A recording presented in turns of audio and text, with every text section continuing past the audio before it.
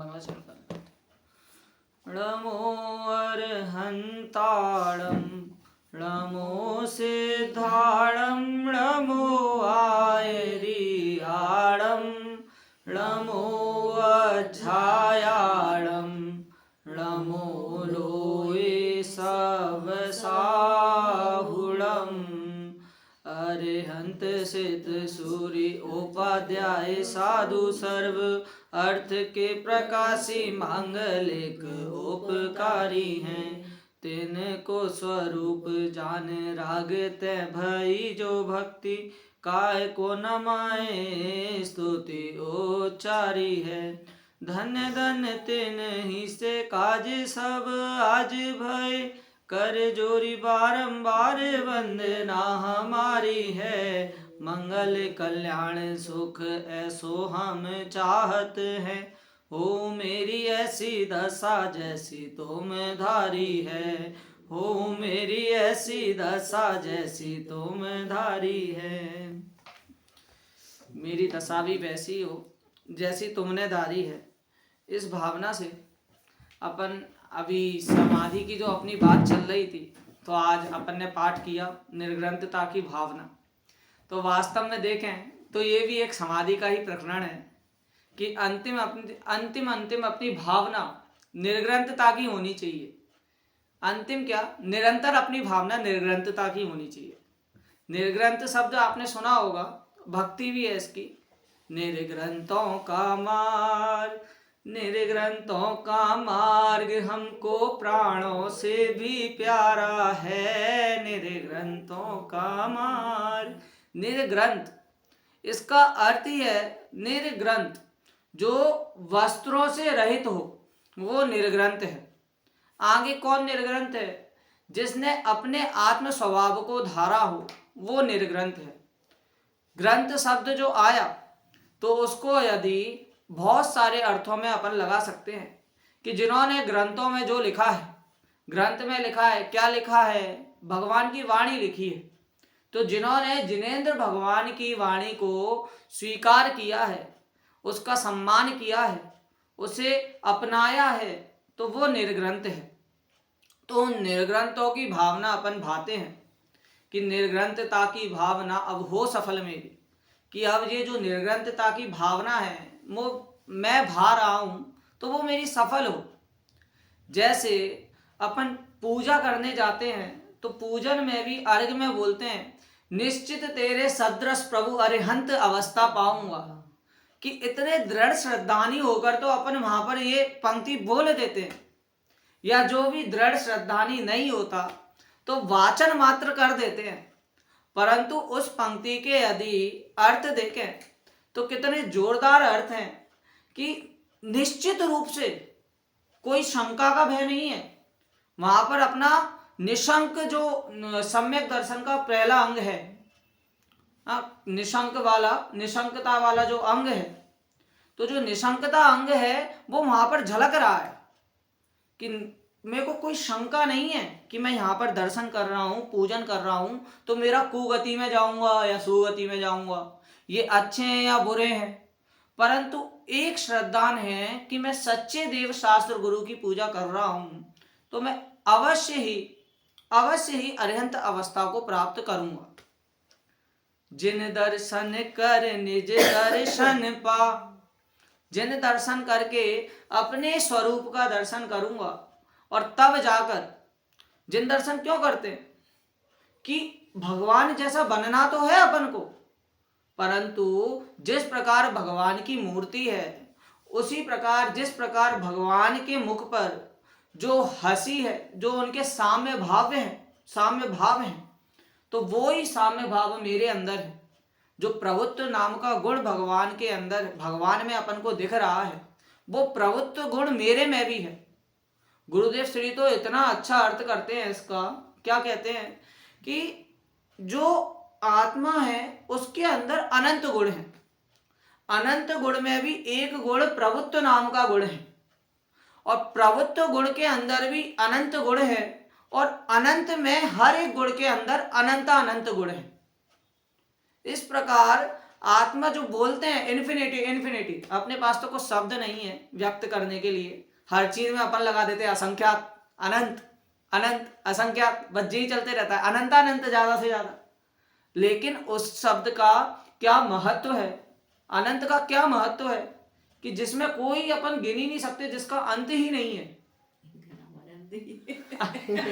अरे तो भाई साहब, तो अपने नाम का महत्व पता होना चाहिए कि भैया जिसका कुछ इन्फिनिटी है ही नहीं, अंत जिसका, वहां पर अपन बस शब्द तो बोल देते हैं और शब्द बोल के आगे बढ़ जाते। समय सार में भी शुरू में दो वो बताएं, एक संबंध बताएं, एक तो संयोग सिद्ध संबंध और एक स्वभाव सिद्ध संबंध।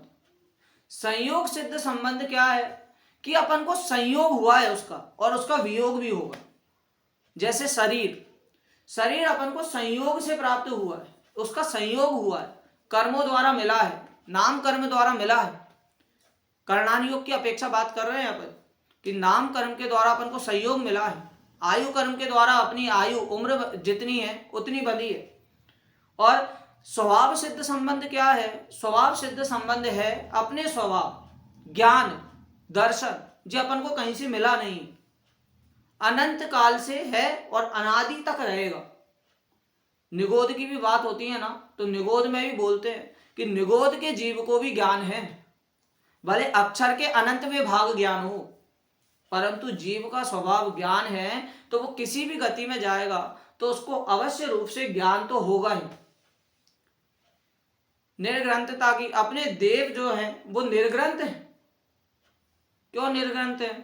कि भैया जैसा उनका स्वभाव है, आप मूर्ति देखो, कुछ भी नहीं श्रृंगार किए, हाथ नहीं हथियार लिए, फौज भगाई कर मन की, प्रभु के चरण स्पर्शन की। हाँ, कि अपने प्रभु भगवान जिनके कुछ श्रृंगार नहीं है, जिन्होंने वस्त्र का टुकड़ा भी, वस्त्र का धागा भी नहीं जिन्होंने धारण किया है, हाथ में कोई हथियार नहीं है, तो भी उन्होंने कर्मों की फौज को भगा दिया है, दूर कर दिया है। ऐसे अपने प्रभु, ऐसे अपने देव, मैं उनके दर्शन करता हूं। इतना श्रद्धान होना चाहिए। अरे अपन तो वो भी देखते हैं, क्या भक्ति में भी आया है, वस्त्र का धागा नहीं फिर जिनने तन पर धारा है, वस्त्र का धागा। हाँ, इतना इतना अद्भुत स्वरूप है जैन धर्म का। जैन धर्म जबरदस्त ग्रंथ है, परंतु जबरदस्ती का ग्रंथ नहीं है, जबरदस्ती का धर्म नहीं है।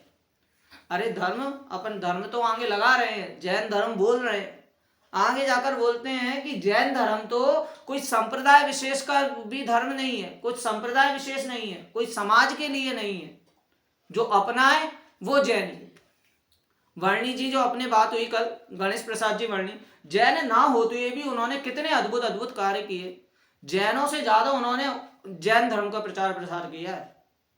इतने अद्भुत और भी बहुत लोग हैं जो अपने में अलग विद्वत्ता धारण किए हुए हैं, जैन ना होते हुए भी।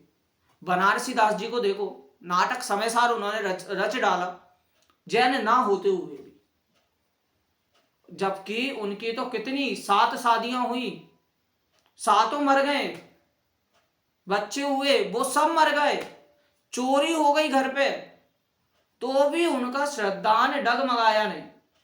और यहां पर एक भी कुछ हो जाए, कुछ किसी को भूत लग जाए, आजकल भूत ही बोलते हैं, वैसे तो व्यंतर होते हैं। दिन भर से याद कर रहे हैं आपके पंडित जी ने आए, बस और 5 मिनट में याद कर रहे, पंडित जी नहीं आए, पंडित जी नहीं आए, पंडित जी नहीं आए। सुबह से ही बोले, उठे जब से पंडित जी कर रहे हैं। तो भैया सही बताएं तो जो अपने में कुछ भी हो जाए, थोड़ी भी हलचल हो जाए, तो कहां पर अपन भटक जाते हैं। कोई बोले वहां चले जाओ तो वहां चले जाएंगे, किसी के कुछ कारण हुआ, अरे तुम तो वहां जाओ। अरे मैंने तो देखा है, कहाँ पे? महावीर जी में। महावीर जी में पूछो किसी से एक मिले थे, मेरे सामने की बात है। उस समय हमें हंसी तो आई, लेकिन उनके सामने क्या करें। बोलते कि आप हमारे इंट्रोडक्शन हुआ, उन्होंने पूछा कि आप कहाँ से, हमने बोला स्मारक से। ठीक है, बढ़िया बात हो गई। हमने पूछा कि आप, तो बोलते हैं हम वहाँ से हैं, हमारे यहाँ पे हमने बहुत सुना है कि बच्चा नहीं हो रहा है, इसलिए हम यहाँ पे। अरे मैंने हद हो गई। अब वहां पर जाकर तुम्हें जो कार्य बच्चा नहीं हो रहा है तो वहां पर जाकर बच्चा हो जाएगा। इतनी गलत मान्यताएं धारण किए हुए है पूरी समाज। समाज पे क्यों बोले अपन, तो मिथ्या दृष्टि बोले सीधे, कि मिथ्यात्व इतने पाए जाते हैं कि जिनको समझाना भी चाहे समझाएं तो भी वो ना समझे। कहते हैं ना कि व्यक्ति जो सुनना चाहता है वही सुनता है, जो समझना चाहता है वही समझता है, चाहे लाख समझा लो। पर यहां पर तो अपने धर्म में भी क्या बोल रहे हैं, आचार्य देव स्वयं लिख रहे हैं कि सबसे पहले अपने को साधो, स्वार्थी बनो। जैन धर्म में तो सीधे सीधे कहा है, स्पष्ट शब्दों में कहा है, स्वार्थी बनो। स्वार्थी क्या, स्व के अर्थ को धारण करने वाला स्वार्थी। सही है। किसी के घर में आग लग रही है, अपने बगल वाले के घर में आग लग रही है, तो सबसे पहले अपने को बचाओगे या बगल वाले का सामान खाली करवाओगे। तो इसलिए स्व के अर्थ को साधना वो स्वार्थी। और स्व का अर्थ, अर्थ का मतलब यहां पर आत्मा लेना, स्वयं का ज्ञान धन लेना। अर्थ मतलब बहुत सारे इसके अर्थ होते हैं। अर्थ मतलब पैसा होता है, तो उस पैसे की बात नहीं कर रहे। अर्थ मतलब अपना जो ज्ञान रूपी धन है उसको संभालना, उस अर्थ की बात कर रहे हैं। बीते अहो आराधना में हरे घड़ी मेरी। क्या भैया बोल रहे हैं कि तुम कुछ भी करो, लेटे रहो, बैठे रहो, सोते रहो, तो भी तुम्हारी जितनी भी घड़ी हैं वो आराधना में ही बीतनी चाहिए। और आराधना किसकी आराधना, जो हमने तत्व समझा है, जो तत्व हमें पता है, जितनी भी बातें हमें पता है। अरे अपन को तो ये भी नहीं, किसी के भरोसे भी नहीं रहना, क्या कि वो आएगी और मुझे पानी पिलाएगी। क्यों भैया, इसलिए नहीं रहना क्योंकि हम जानते हैं अंदर में हमें पता है कि एक द्रव्य दूसरे द्रव्य का कुछ करने वाला नहीं है। परंतु मैं तो कई बार बोल चुका हूं, अपन का तो इतना अच्छा सहयोग है, सददृष्टि, वो सद्धर्म मिला है, सत्संगति मिली है। सद्धर्म, सत्संगति और सच्चा कुल मिला है, तो अपना तो सौभाग्य होना चाहिए। हाँ, हर किसी को नहीं मिलती बहू जो जाके इतना सारा काम करे। आप तो अच्छे हो। तो बाकी क्या बोल रहे हैं कि बाहर निकल के देखो तो एक जीव दूसरे जीव से जल रहा है, और इस जलन में वो सोच भी रहा है कि यार मेरा जीवन तो बेकार गया, मरण अच्छे से हो, मरण शांति से हो। ऐसी ऐसी भ्रांति हो जाती है कि उस जीव का कितना अच्छा मरण हुआ, मंदिर नहीं जाता था, हाँ, ज्ञान नहीं करता था, शास्त्र नहीं पढ़ता था, तो भी उसका इतना शांति से मरण हुआ। ऐसी भ्रांति हो जाती है देखकर। तो बोल रहे हैं कि उसकी भ्रांति, अगर आपको उसके अंतर का क्या पता है। कल भी बोला था कि शांति से मरना अलग बात है, और वस्तु तत्व का स्वरूप समझकर समाधि लेना वो अलग बात है। शांति से अर्थात मंद कषाय से तुम्हारा देह छूटेगा तो होगा, तुम्हें उसका पुण्य भी लगेगा, परंतु वस्तु तत्व की समझ होकर आपकी समाधि होगी तो आपको निश्चित ही वो संस्कार अगले भव में जाते हैं। अरे संस्कार की अपन बात कर रहे हैं, सामने अपने इतने उदाहरण होते हैं। आपने सुना होगा कौटिल्य, एक लड़का छोटा सा बालक है, उसको सब चीज का ज्ञान है। सुना है भैया? कौटिल्य एक लड़का है छोटा, उसको जीके का सबका ज्ञान है, पहले से ज्ञान है, कभी पढ़ा नहीं है। ऐसी ऐसी स्थिति देखने में आई है कि एक लड़की पैदा हुई, 12 साल की हो गई, बाद में उसे याद आ रहा है कि मेरा घर तो यहाँ पर था। ऐसी ऐसी गली नंबर बता देगी, घर नंबर बता देगी, उन घर वालों के नाम बता देगी जो इस जन्म में कभी मिले ही नहीं है। ऐसे ऐसे संस्कार का ज्ञान हो जाता है, अभी देखने में आता है। और अपन को इस बात का क्या आश्चर्य होना चाहिए कि भैया जो मुनिराज आदि हैं वो देह छोड़ देते हैं, जबकि अपनी देह से भी जब अपन को लग जाती है ना, लग जाती है और पुरानी हो जाती है, तो उससे ममत्व छूट जाता है कि ठीक है सही होती रहेगी। उसी प्रकार जब मुनिराज को देह छोड़नी होती है तो उसमें क्यों अपन को आश्चर्य होता है।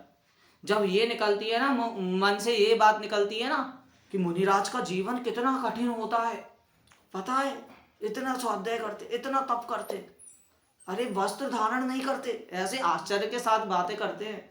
तो उनसे कह रहे हैं कि तुम्हारी भी मुनि बनने की अभी योग्यता नहीं हुई है। क्यों? क्योंकि तुम्हें वो चीजें कठिन लग रही हैं।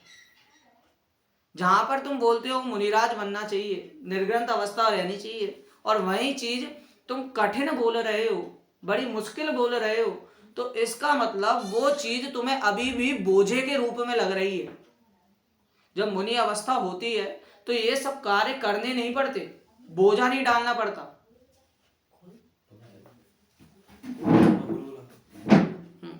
बोझा नहीं डालना पड़ता, स्वयं होता है। ऐसा करो, बुला लो ना।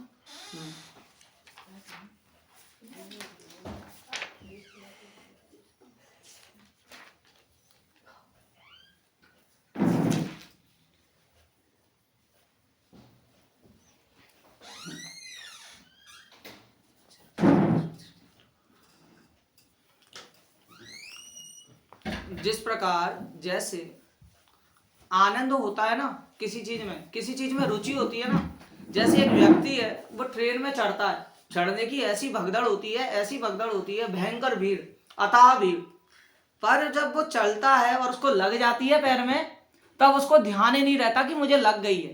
क्यों? क्योंकि उसका ध्यान, उसकी रुचि उस ट्रेन के डिब्बे में अपने कंपार्टमेंट तक पहुंचने में, अपनी सीट तक पहुंचने में लगी रहती है। और जब उसे पता लगता है ना कि इसको लग गई है, खून बह रहा है, गहरी चोट है, फिर जाके उसका ध्यान जाता है और फिर जाके उसे दर्द होता है। जब कोई क्रिकेट का प्रेमी होता है ना तो उसको लग जाए ना, उस समय बिल्कुल दर्द नहीं करेगा, लेकिन जब घर पे आके सूजन होगी और जब फ्री बैठे रहेगा, उस पर ध्यान जाएगा, तब ज्यादा दर्द करेगा। ऐसा क्यों? क्योंकि रुचि है, रुचि अनुयायी वीर है। जहां पर रुचि है वहां पर ही उसका मन लगता है। उसी प्रकार जब मुनिराज को उस तत्व की रुचि हो जाती है ना, आत्म तत्व की रुचि, तो उनकी समाधि अच्छे से ही होती है। तो अपन को उसमें आश्चर्य नहीं होना चाहिए। मुनि के माध्यम से अपन को अपनी बात समझना चाहिए। जब अपन को आत्मा की रुचि होगी ना, जो अपन ने तत्व जीवन भर अपनाया है, जीवन भर जिसके बारे में अपन ने चर्चा की है, जीवन भर जो अपन ने नियम व्रत पाले हैं, उनके ऊपर जब अपनी ध्यान जाएगा, उनके ऊपर जब रुचि होगी ना, तब ये सब जो काम हो रहे हैं उनसे अपना ध्यान अपने आप हट जाएगा। ये है, मुझे है स्वामी उस बल की दरकार, जिस बल को पा करके स्वामी आप हुए भव पार। मुझे है स्वामी उस बल की दरकार, कब पाऊं मैं आत्म बल ऐसा महामहिम सुखकार। मुझे है स्वामी उस बल की दरकार। क्या कह रहे? आगे की लाइन तो एकदम ही कमाल कर दिया, उस पे तो ध्यान देना ही चाहिए। जिसके आगे तन बल धन बल, क्या तन बल और धन बल, जिसके आगे तन बल धन बल, तृणवत तुच्छ समान। मुझे है स्वामी उस बल की दरकार। क्या कि तन बल से तो उन्होंने क्या बता दिया कि जितना आपके शरीर का बल है, शरीर का बल बोले तो नाम कर्म, जितना आपका नाम कर्म है, जितनी आपकी आयु कर्म बनी है, आयु का कर्म जो है उसके लिए, और धन बल से बता दिया जो साता वेदनीय और असाता वेदनीय हो रही है उससे। और ये बताया तृणवत तुच्छ समान, इसका मतलब मोहनीय है उसका नाश। तो ये सब होने के बावजूद भी मोहनीय जो कर्म है वो अगर नहीं रहेगा, मोहनीय क्या, शरीर को अपना मानना। समय सार में उदाहरण देते हैं ना कि जिस प्रकार धोबी के पास वस्त्र गए और एक व्यक्ति ने दूसरा वस्त्र पहन लिया, अब वो अपना मानकर बैठा है, तब तक तो मोह है उसका, लेकिन दूसरे ने आकर उसके वस्त्र खींच लिए, कपड़े खींच लिए, तो उसी समय उसका मोह हट जाता है। गाय के बछड़े का उदाहरण है कि बछड़े को जब वो जन्म लेता है तब तक तो कंफ्यूजन में रहता है कि इतनी सारी गाय सब एक जैसी दिख रही हैं, कौन सी मेरी माता है। जब गाय उसको, बछड़े को जीभ से चाट कर साफ करती है, तब उसे पता लगता है कि ये मेरी माता है। तो क्या हुआ, उसी समय कितनी अवस्था उसकी हुई, जो कंफ्यूजन था, जो उसको संशय था, वो दूर हुआ। हाँ, और जो उसको गाय अपनी मानने में दिक्कत हो रही थी, वहां पर माता के प्रति ममत्व जागृत हुआ कि ये मेरी माता है, ऐसा उसको पता लगा। तो उसी समय बछड़े की कितनी भ्रांतियां नष्ट हुई। उसी प्रकार यहाँ पर जो है तत्व के प्रति, उसको जानने से कितनी भ्रांतियां अपनी नष्ट होती हैं, ये अपन को जानना चाहिए। जैसे 5 काल हैं, 6 काल हैं, तो 6 काल में अपन ने देखा कि जो बाकी के 5 काल है ना, 5वां काल छोड़कर जो बाकी के 5 काल हैं, उनमें 2 चीजें पाई जाती हैं, ज्ञान अज्ञान। 2 चीजें, धर्म अधर्म, जो साफ साफ देखने में पता लगता है। परंतु एक पंचम काल ऐसा है कि जिसमें 3 चीजें पाई जाती हैं, ज्ञान अज्ञान कुज्ञान, धर्म अधर्म कुधर्म। अरे कुपत्ते के रास्ते तो इतने हैं, इतने सारे हैं कि पहचानने में कितनी भूल इस जीव को हो जाए। अपन बोलते हैं कि यहाँ पर जो संसार है, संसार में बहुत ज्यादा सलाहकार मिल जाएंगे, बहुत। आप पूछो किसी से तो कोई किसी की सलाह देगा, कोई किसी की सलाह देगा। परंतु रत्नकर्ण श्रावकाचार्य में तो लिखते हैं, सदृष्टि ज्ञान वृत्तानि धर्मम धर्मेश्वरा विदु। जो सदृष्टि है, सम्यक दर्शन है, सम्यक ज्ञान है, सम्यक चारित्र है, वो ही धर्म है। और ऐसा कौन कहते हैं, धर्मेश्वरा विदु, धर्म के ईश्वर कहते हैं। धर्म के ईश्वर कौन, सर्वज्ञ देव। स्वामी समंत भद्र आचार्य इतने दिग्गज आचार्य हैं, उनको सम्मान दिया है जैन धर्म में, जिन्होंने रत्नकर्ण श्रावकाचार्य लिखा। तो उनको क्या सम्मान दिया है, जहां पर स्वामी लिखा रहेगा, अकेले स्वामी लिखा रहेगा, तो वहां पर समझना स्वामी समंत भद्र आचार्य। हालांकि स्वामी है, सम्मान का प्रतीक है, सब में स्वामी लगता है, स्वामी कार्तिकेय प्रेक्षा, स्वामी उमा स्वामी, हाँ, तो ये सब में स्वामी लग रहा है। परंतु एक अकेला स्वामी लिखा रहेगा तो वहां पर आपको स्वामी समंत भद्र आचार्य ही लेना है, इतना सम्मान दिया है। अरे उनके ग्रंथों की बात करें तो उन्होंने ऐसे ऐसे ग्रंथ लिखे हैं, ऐसे ऐसे शब्द लिखे हैं, कुछ तो ऐसे शब्द हैं जिनको सीधा पढ़ोगे उसका अलग अर्थ, और उसी शब्द को उल्टा पढ़ोगे उसका अलग अर्थ। पारावार शब्द है, तो पारावार का अर्थ होता है कि समुद्र की लहरें कितनी अपार, जितनी विशाल होती है, और उसी शब्द को उल्टा पढ़ेंगे, पारावार को उल्टा पढ़ेंगे रपारवा। रपारवा का अर्थ होगा कि उतनी ही विशाल आपकी दिव्य ध्वनि है। देखिए एक शब्द के उन्होंने कितने अर्थ किए। ये श्लोक अपन देखते हैं, ग्रंथ अपन देखते हैं, तो उन श्लोकों के भी कितने सारे अर्थ हो जाते हैं। इतने से श्लोक में, 2 पंक्ति के श्लोक में उन कितना सब भर देते हैं। 6 ढाला को देखो तो 6 ढाला में भी 2 पंक्तियां कह के, 4 पंक्तियां कह के इतना गूढ़ रहस्य इसमें भर दिया, उसको लघु समयसार बोलना पड़ा।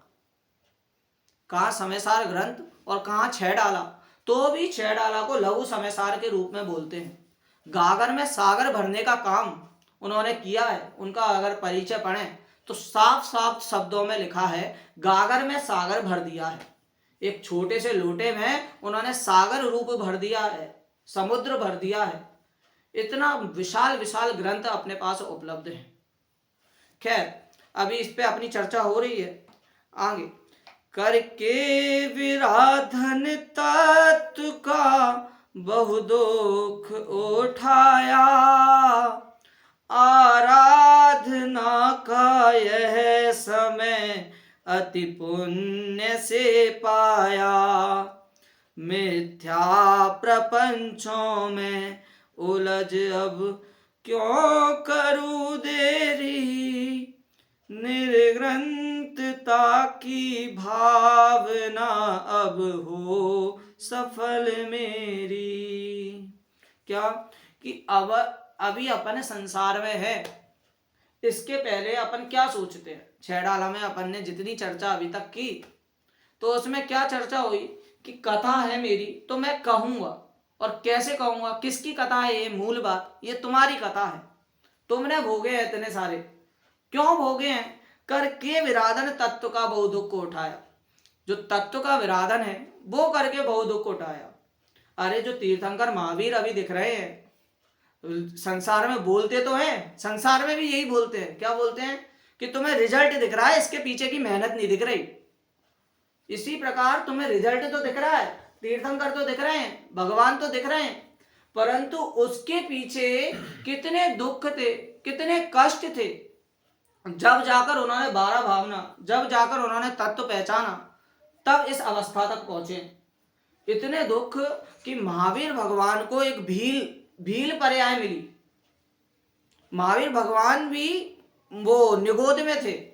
महावीर भगवान भी देव में जाकर, नरक में जाकर, त्रियंश में जाकर, फिर देव में जाकर, फिर मनुष्य पर्याय धारण की, और फिर उसके बाद उनको मोक्ष हुआ। तो इतना सब कर्म है, वो किसी को नहीं छोड़ता। तो क्यों नहीं छोड़ता? करके विराधन तत्व का बहु दुख उठाया। और ये तो समझना ही पड़ेगा। हाँ, मंदिर में जैसे एक तो वो छंद है अपना, कौन सा मैंने बोला था पहले ही दिन या दूसरे दिन बोला था कि बहुएं बिटियां सासें नंदे सब कलयुग की नारी, मंदिर जी में आकर करती घर की चर्चा सारी, यही बनाती दाल साग और करती तू मैं, करके सब श्रृंगार पूछती कैसी लगती हूं मैं। अरे मंदिर जी क्या अब वो स्थान बन गया है? मंदिर जी एक तरह से मैं बोलूं कि अपन कहीं नहीं मिल पाते तो मंदिर जी में मिलेंगे, कहीं अपनी बात नहीं हो पाती तो मंदिर जी में होगी। वहां मंदिर जी में भगवान के समीप बैठकर आप एपिसोड की बातें, किचन की बातें, ऐसी बातें कर रहे हो, बगल के पड़ोसों की बातें कर रहे हो, कहाँ तक शोभा देता है। जब आपके घर पे कोई मेहमान आए, मेहमान प्रधानमंत्री आ जाए और प्रधानमंत्री के सामने आप अपने ही गुणगान करते रहो, दूसरे की बातें करते रहो, वो तो आपको उचित नहीं लगता। लेकिन मंदिर में आकर आप ऐसी बातें करते हैं, वहां आपको ये ध्यान नहीं आता कि भगवान बैठे हैं।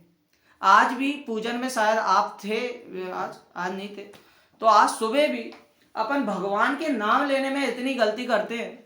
क्या करते हैं? चंदा प्रभु, चंद्र प्रभु है, अरह नाथ। यहां पर मैं किसी और के नाम गलत ले दूं ना तो हाल ठोके कि ये नाम नहीं है, ये नाम है।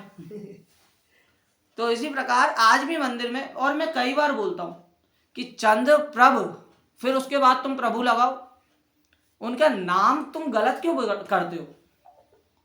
यहां तक कि मैं तो छोटे बच्चों को, सभी बच्चों को यही बताते हैं कि सबसे पहले ये बात निकलती है, 24 तीर्थंकरों के नाम लिए, फिर ये बात निकलती है कि संसार में किन किन तीर्थंकरों के नाम लेने में गलती होती है।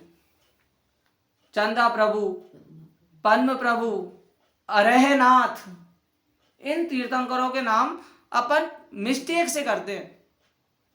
लमो अरिहंताड़म को लमो अरिहंताड़म बोलते हैं। हालांकि ये दोनों तो भ्रांति जो थी वो रूढ़ी में चली आई। लमो अरिहंताड़म भी रूढ़ी हो गया है, उसका अर्थ भी अलग हो गया है कि अरि मतलब शत्रु और हंताड़म मतलब नाश करना। तो शत्रु का नाश करना वो अरिहंताड़म। शत्रु कौन? मोह राग द्वेष रूपी जो पाप हैं, जो कर्म हैं, उनका नाश करना, वो अपने शत्रु हैं। तो इसको अपन ने लमो अरिहंताड़म के रूप में ले लिया। परंतु कहीं कहीं ये भी उल्लेख मिलता है, कहते हैं कि अरिहंताड़म हिंसात्मक रूप में आ गया, नाश करने के रूप में आ गया, तो इसलिए अरिहंताड़म ही उचित है। पर अपन ने वो भी एक्सेप्ट कर लिया है। जिस प्रकार पार्श्वनाथ भगवान की मूर्ति है, सर्प लगे हैं उन पे, दूर से पहचानने में आते हैं कि वो पार्श्वनाथ भगवान है। अब ये बताइए कि पार्श्वनाथ भगवान है, जब उनको मोक्ष हुआ तो वो धरणेन्द्र और पद्मावती को साथ लेके गए थे क्या? वो उनकी अवस्था मुनि अवस्था की है। परंतु अब ऐसी परंपरा चल रही है तो उसको भी अपन ने स्वीकार कर लिया है और अब उसको भी गलत नहीं मानते, क्योंकि जो है अब वो स्वीकृत हो चुका है और उनको भगवान के रूप में पूजते हैं, तो वो एक तरह से उनका चिन्ह बन गया है। पर एक बात ये गलत लगती है कि पद्मावती और धरणेन्द्र की जहाँ मूर्ति बनी होती है, वहां बोलते तो हैं कि ये पार्श्वनाथ भगवान के वो है, भक्त हैं, उनको भगवान के रूप में पूज भी रहे हैं। अपन लोग बोले तो मिथ्या दृष्टि लोग, अपन पूजे या ना पूजे पता नहीं, लेकिन अपन देखते हैं कि पद्मावती को बोल रहे हैं भक्त है और उनके ऊपर पार्श्वनाथ भगवान बने हैं, तो पार्श्वनाथ भगवान से ज्यादा बड़ी मूर्ति पद्मावती की होगी और वहां पर वो छोटे से रूप में पार्श्वनाथ भगवान विराजमान होंगे। वहां पर भक्त की मुख्यता ज्यादा कर दी। और यहाँ कह रहे हैं जैन धर्म में कि साफ साफ कहते हैं भक्त नहीं भगवान बनेंगे। उसको तो ये बात मान ही नहीं रहा है, उसको उस टाइम ध्यान नहीं आ रही, उस टाइम वो भक्त को ही पूज रहा है। जब यहाँ पर जो गुरुदेव श्री का भी जो अभी जो चल रहा है वर्तमान में, बोलना तो नहीं चाहिए तो भी कि गलत रूप में चल रहा है कि भावी तीर्थंकर के रूप में विराजमान कर रहे हैं, तो उसका जब विरोध हो रहा है, उसका अभी विरोध हो रहा है, तो पद्मावती और धरणेन्द्र को किनके द्वारा ज्ञान प्राप्त हुआ, किनके द्वारा उनको गति मिली? हालांकि उनको सुगति तो मिलना ही था। पार्श्वनाथ भगवान भी अगर संबोधन नहीं करते, ड़मकार मंत्र नहीं सुनाते, तो भी सुगति मिलती, कोई और सुना देता, निमित्त ऐसा ही बनता। परंतु तो भी निमित्त के रूप में वो पार्श्वनाथ भगवान को यदि अपन देखें तो भी उनसे ही तो मिला। तो और तुम पार्श्वनाथ भगवान से ज्यादा उनको पूज रहे हो, तो ये उचित नहीं है, ऐसा बोल रहे हैं। अभी आज की चर्चा थोड़ी हो गई है, खत्म हो गई है। अब आगे की चर्चा अपन कल करेंगे। जय जय। जावाणी के ज्ञान से सूझे लोकालोक, सोवाणी मस्तक नमो सदा देत हूँ धो।